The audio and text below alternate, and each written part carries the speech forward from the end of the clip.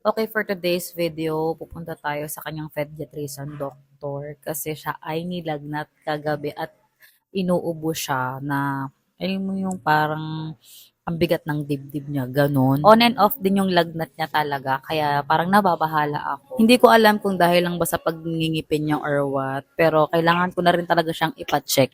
Sobrang lamig din kasi ng panahon ngayon, hindi ko alam kung anong meron, ang lamig-lamig ngayong January.